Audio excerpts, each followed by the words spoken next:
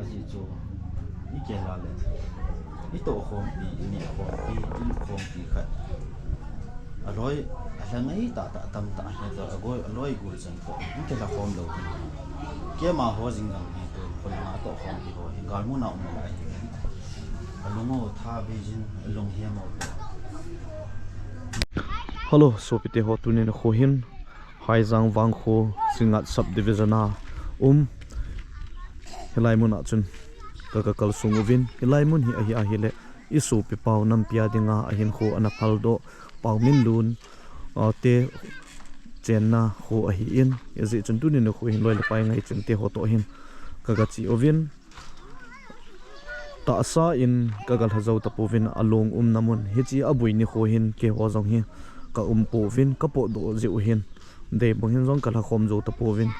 alung a ki koi do chanin jong hin ka povin hezi chun tu ne kho hin loi le pai chang ho to hin kaga chi ovin insung mi ka ki mu piu hitin amala ata sa alung ka ki mu tapon he jong le insung mi te ko man ka kal song hitin nga ki mu piu hite ka ti ovin ka kal song vin hezi chun tu hin a khu sung hi ka hung ovin PAOMINLUN te in cho hi hi le chi haijang get cho hi in a khu sung hi hoi lai la a khu sung hi anu min a lien jong a lien in pi le toi chalai mun hi PAOMINLUN te khu cho hi in ama ho khu sung in pi ve muna hi cheng o hi in la hi helai muna hi lhamon na khusung mi tia hoin ato pi ziwa hi in azi chun tu ni ko hin kal song ri PAOMINLUN te in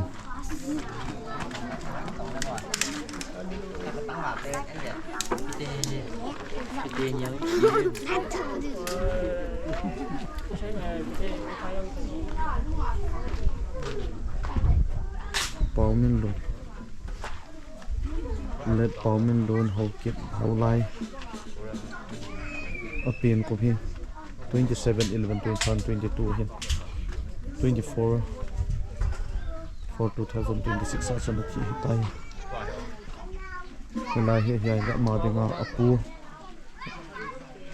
PAOMINLUN pu a hi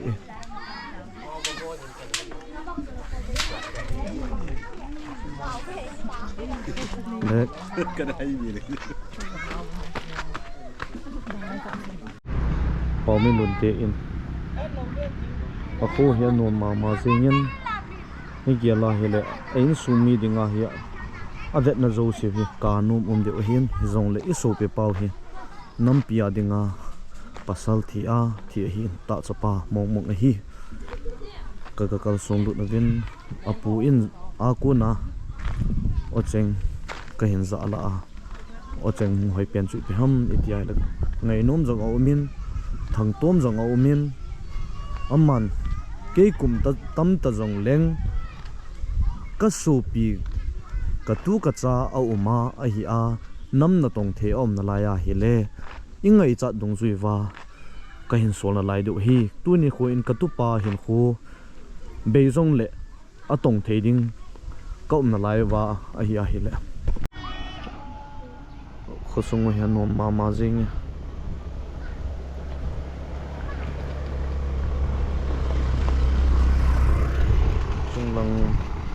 lang khu zion veng ki ti pham khat hi in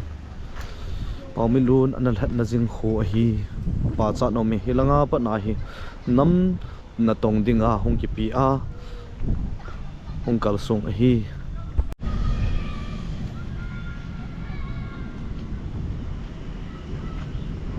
khosung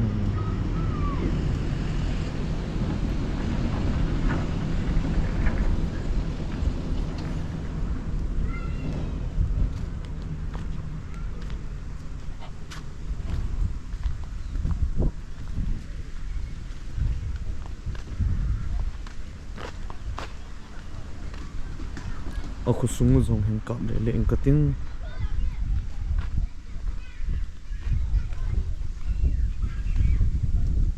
so pi PAOMINLUN hin uzem sen hlau hla selo zen hon na to ban hon na to khom pi chang na loi na pai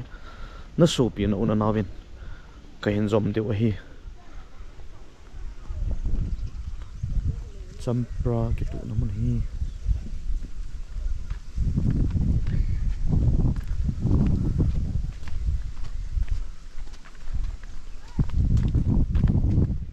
kho chanu ma jing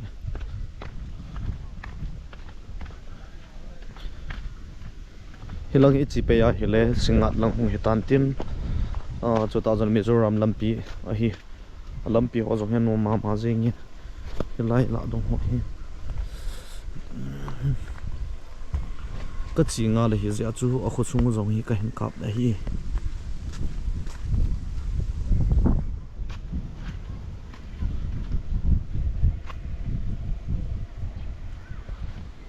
ko sung saron veng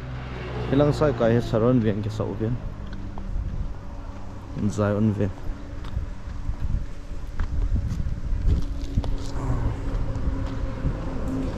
haula silo zeno paumilun anal hat na ji hola ka hin ka pi le le hi lo ana thei thei na ve ve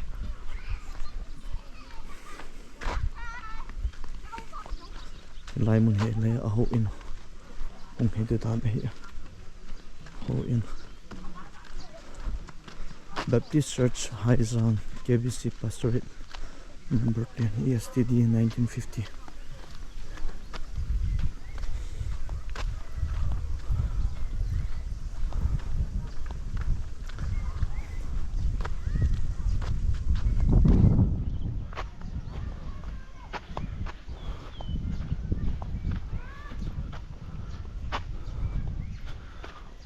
kamu hi anu ma jing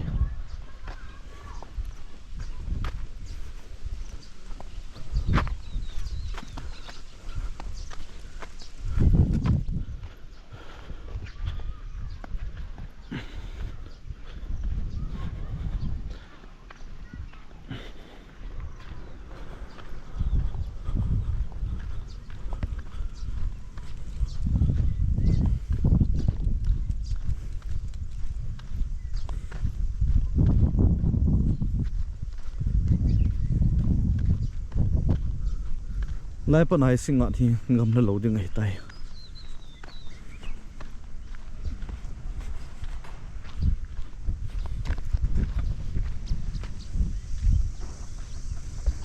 ol ni si ho hi no ma jing e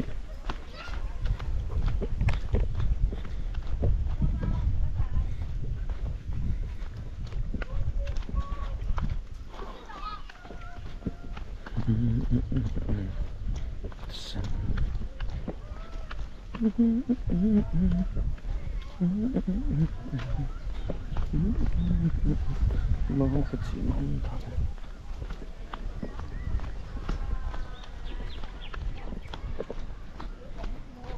chalong ko lam ka chi pe na lang hi in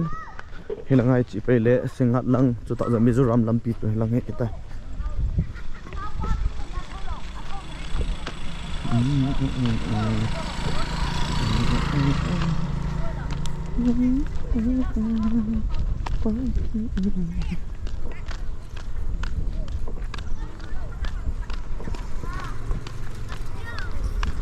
Khoai nó chịu hâm hả? Khoai nó chỉ đủ tao nó gặp vào hâm? Ồ, bye bye bye.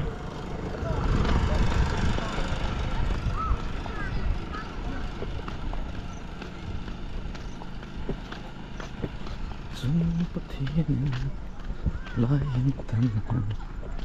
năm pi sẽ đến